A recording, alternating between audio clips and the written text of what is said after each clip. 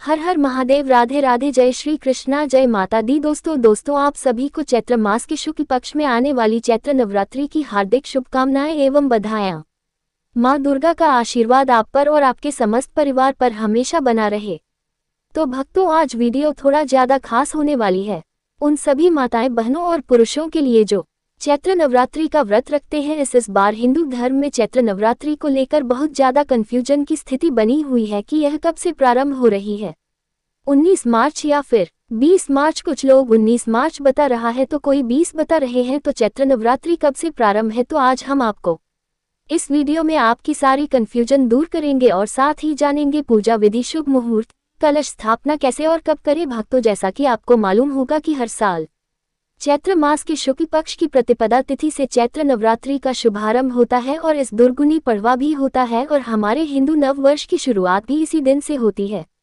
साथ में भक्तों, हम ये भी जानेंगे कि चैत्र नवरात्रि कब से प्रारंभ होगी, कब समाप्त होंगी, अष्टमी और नवमी तिथि कब रहेंगी और नवरात्रि की सबसे सरल पूजा विधि के बारे में भी। और जो माताएं, बहनें, पुरुष नवरात्रि का व्रत रखते हैं तो उनका हमेशा यही सवाल रहता है कि व्रत रखने के नियम क्या है, कलश स्थापना का शुभ मुहूर्त और विधि क्या रहेगी और व्रत में क्या खाना है, क्या नहीं खाना है। तो भक्तों, आज की वीडियो में हम संपूर्ण जानकारी आपको प्रदान करेंगे, इसलिए भक्तों आप सभी से निवेदन है वीडियो के अंत तक आपको बने रहना है, तभी आपको सही जानकारी प्राप्त होगी। तो भक्तों, इस बार माँ दुर्गा अपने वाहन सिंह पर नहीं बल्कि पालकी पर सवार होकर पृथ्वीलोक पर पधार रही हैं। तो भक्तों, इस वीडियो में हम ये भी जानेंगे कि 9 दिनों में माता के किन किन रूपों की पूजा की जाती है। भक्तों, हिंदू धर्म में चैत्र नवरात्रि का पावन और अत्यंत प्रिय अवसर हमारी प्राचीन सनातन परंपरा का वह अनमोल नवरात्रि है जो न केवल हमारी आत्मा को आध्यात्मिक उमंग और भक्ति की लहरों से सराबोर कर देता है, बल्कि हमारे दैनिक जीवन में एक नई ताजगी, असीम ऊर्जा और सकारात्मकता का ऐसा संचार करता है जो वर्ष भर के लिए प्रेरणा स्रोत बन जाता है। ये त्योहार जो देवी दुर्गा की शक्ति पूजा का प्रतीक है, चैत्र मास के शुक्ल पक्ष की प्रतिपदा तिथि से अपना शुभारंभ करता है। वह तिथि जब सूर्य का उदय होते ही वातावरण में एक दिव्य ज्योति का आगमन होता है और हम सभी भक्तगण माँ दुर्गा के उन अनुपम दिव्य स्वरूपों का हृदय से आह्वान करते हैं। कलश स्थापना की इस पवित्र क्रिया के माध्यम से जो जल से भरे कलश को आम के ताज़ा पत्तों, नारियल और अन्य शुभ सामग्रियों से सजाकर माँ के स्वागत के रूप में स्थापित करना है। हम उनके चरणों में अपनी समस्त समर्पण भावना अर्पित कर देते हैं, मानो माँ स्वयं हमारे घर आंगन में विराजमान हो रही हो। इस शुभारंभ के साथ ही 9 दिनों तक चलने वाले व्रत, पूजन और आराधना का विधि पूर्वक आरंभ होता है, जो भक्तों के हृदय में भक्ति की एक ऐसी ज्योति प्रज्वलित कर देता है कि वह अंधकार में विचारों को भस्म कर देती है और प्रकाश का मार्ग दिखा देती है। चैत्र नवरात्रि के ये 9 पवित्र और अनुपम दिन माँ दुर्गा के 9 अतुलनीय रूपों। प्रथम रूप शैलपुत्री, जो पर्वत की पुत्री के रूप में स्थिरता और धैर्य का प्रतीक है। द्वितीय ब्रह्मचारिणी, जो तपस्या और संयम की देवी है। तृतीय चंद्रघंटा, जिनके मस्तक पर चंद्रमा की भांति घंटा सुशोभित है और जो साहस और शांति प्रदान करती है। चतुर्थ कुष्मांडा, जो ब्रह्मांड की सृष्टि करता है और सूर्य की ऊर्जा का वाहन करती है। पंचम स्कंद माता, जो कार्तिकेय की माता के रूप में मातृत्व और रक्षा की प्रतीक है। षष्ठम कात्यायनी, जो क्रोध और न्याय की देवी है। सप्तम काल रात्रि, जो अंधकार का नाश करने वाली है। अष्टम महागौरी, जो शुद्धता और सौंदर्य की मूर्ति है तथा नवम सिद्धिदात्री, जो सभी सिद्धियों की दाता है। इनकी क्रमबद्ध और विधि पूर्वक आराधना के लिए समर्पित होते हैं। प्रत्येक रूप की पूजा में उनके विशिष्ट और शक्तिशाली मंत्रों का गुणन किया जाता है, जैसे शैलपुत्री के लिए ओम हरि क्ली चामुंडाय विच्छे नमः या ब्रह्मचारिणी के लिए ओम हरि क्ली चामुंडाय विच्छे, जो जपते हुए मन की एकाग्रता बढ़ती जाती है। और साथ ही श्री दुर्गा सप्तशती का भावपूर्ण पाठ, जिसमें मां के महिषासुर मर्दनी स्वरूप कथा का वर्णन किया जाता है। ये पाठ न केवल आत्मिक शांति और मानसिक स्पष्टता प्रदान करता है, बल्कि जीवन की हर प्रकार की बाधा, चाहे वे दैनिक संघर्ष हो या गहन आध्यात्मिक परीक्षाएं, को दूर करने वाली एक ऐसी शक्ति का संचार करता है जो भक्त को अजय बना देती है। इस वर्ष का विशेष महत्व यह है कि चैत्र नवरात्रि का प्रारंभ सर्वार्थ सिद्ध योग में हो रहा है, जो ज्योतिष शास्त्र में सभी कार्यों को सिद्ध करने वाला सर्वोत्तम योग माना जाता है। ये योग मानो स्वयं सृष्टि की समस्त शक्तियां ग्रह, नक्षत्र और देवक भक्तों के पक्ष में एकत्रित हो रही हो, जिससे इस पर्व की फलदायता और शुभता अनेक गुना बढ़ जाती है और हर प्रार्थना तुरंत फलित होने का संकेत देता है। नवरात्रि की यह आराधना मात्र एक बाह्य रस्म या औपचारिकता नहीं है, अपितु एक गहन और परिवर्तनकारी आध्यात्मिक यात्रा है जिसमें मां दुर्गा के 9 स्वरूपों की उपासना से भक्तों की समस्त मनोकामनाएं पूर्ण हो जाती है, चाहे वे सांसारिक सुख जैसे धन धान्य की प्राप्ति हो, पारिवारिक समृद्धि और वैवाहिक सौहार्द हो या आंतरिक शांति और आत्मज्ञान की खोज हो, साकार रूप धारण कर लेती हैं। मानो मां स्वयं प्रत्येक इच्छा को अपना आशीर्वाद प्रदान कर रही हो।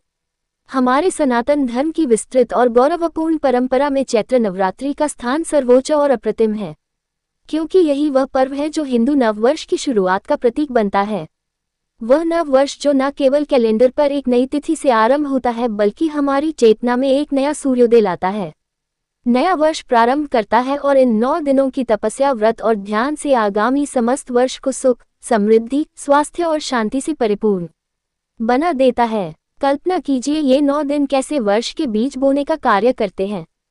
प्रत्येक जप, प्रत्येक आरती, प्रत्येक भोग अर्पण एक ऐसा बीज है जो मां की कृपा से फलित होकर जीवन को हरियाली से भर देता है।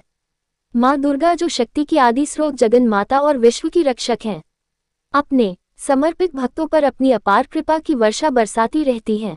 वे हर प्रकार के संकटों, चाहे वे मानसिक तनाव और चिंताओं के जाल हो, आर्थिक कठिनाइयों और अभावों की छाया हो या कोई अदृश्य बाधा जैसे नकारात्मक ऊर्जाएं या ग्रह दोष को एक क्षण में दूर कर देती हैं और भक्त के जीवन को उज्जवल प्रकाश, आनंद और सफलता से भर देती है। अब लिए दोस्तों, इस वीडियो में चैत्र नवरात्रि की पूजा विधि, डेट आदि चीजों का नियम विस्तार से जानते हैं।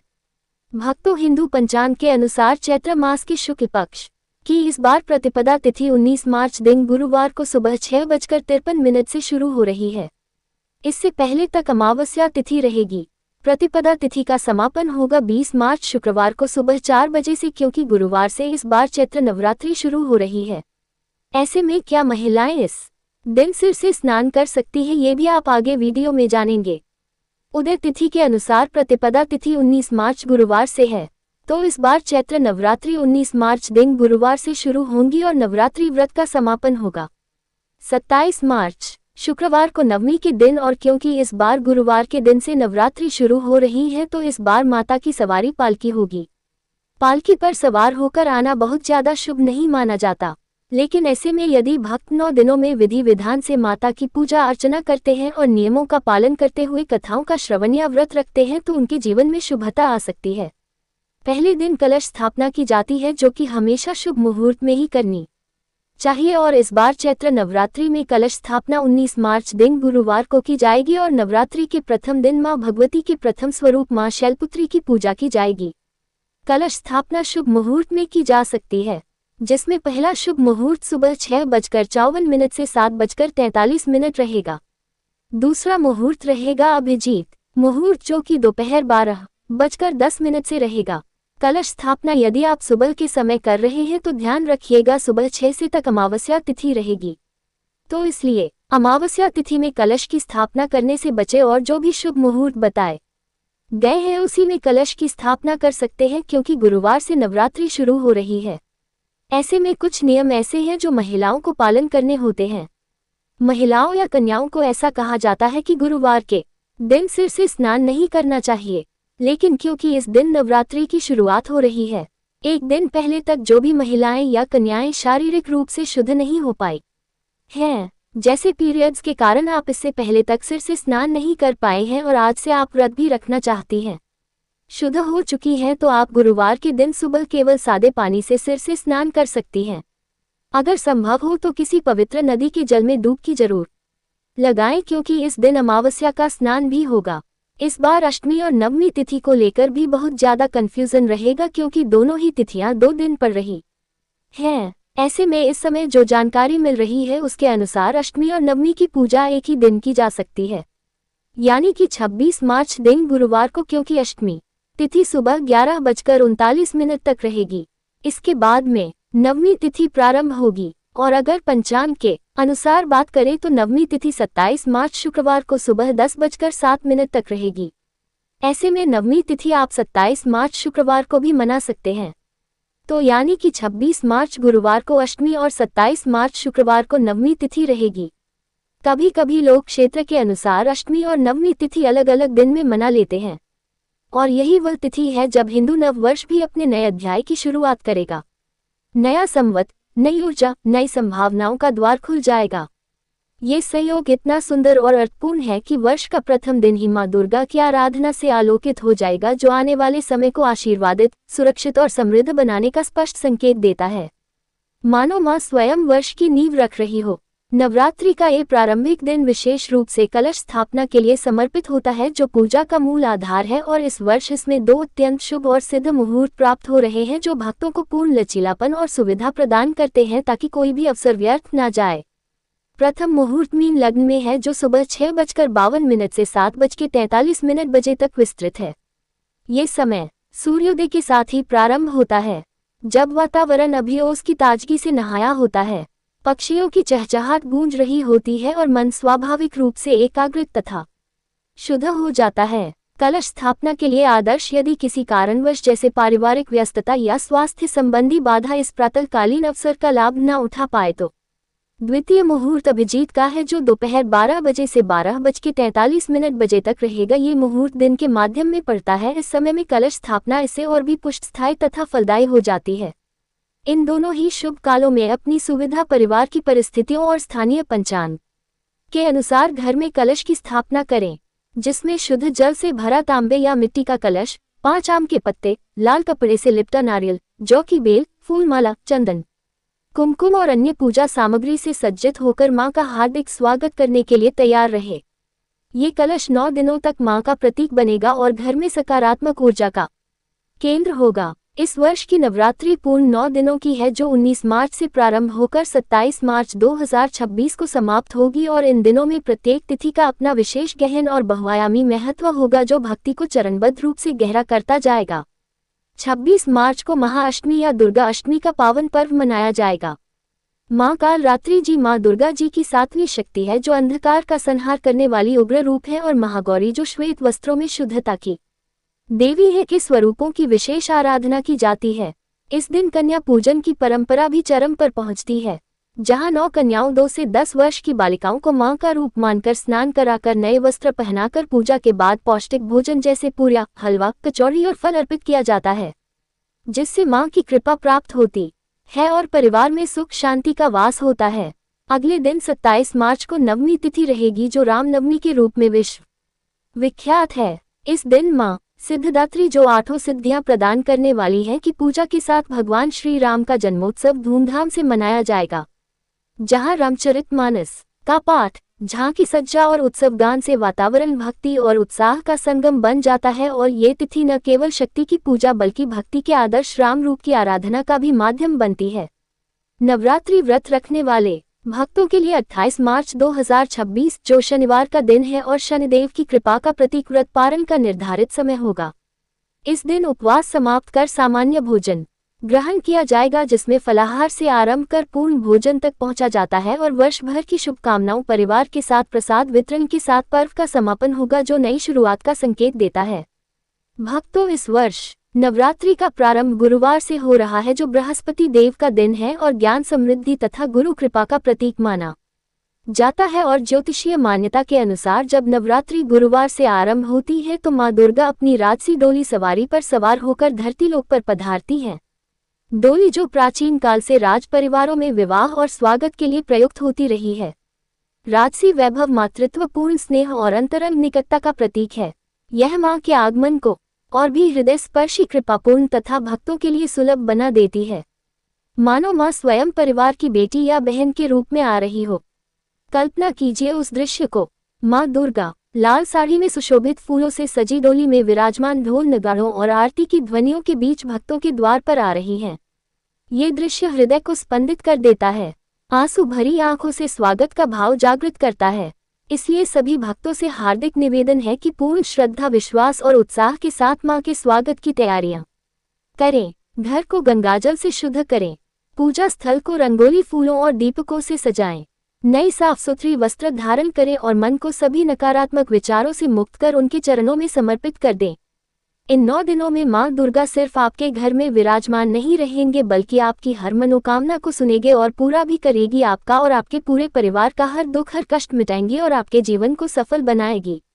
भक्तों, अब हम जानेंगे कि नवरात्रि में कौन से दिन क्या चीज चढ़ता है और क्या चीज नहीं चढ़ता है। आने वाले दिनों में हम प्रत्येक तिथि पर मां के स्वरूप की विधि को अच्छे से समझेंगे। जैसे प्रथम दिन शैलपुत्री मां की पूजा में हल्दी का तिलक लगाना, लाल फूल चढ़ाना, फलाहार के रूप में केला और दूध का भोग अर्पित करना तथा उनके बीज मंत्र ओम दुर्गाय नमः का 108 संगीत बार जब। द्वितीय दिन ब्रह्मचारिणी के लिए गुड़ और चने का भोग, पीले वस्त्र और ओम हरिक्ली मंत्र। तीसरे दिन चंद्रघंटा को दूध मिश्री का प्रसाद, सफेद फूल और शंखनाद के साथ आरती।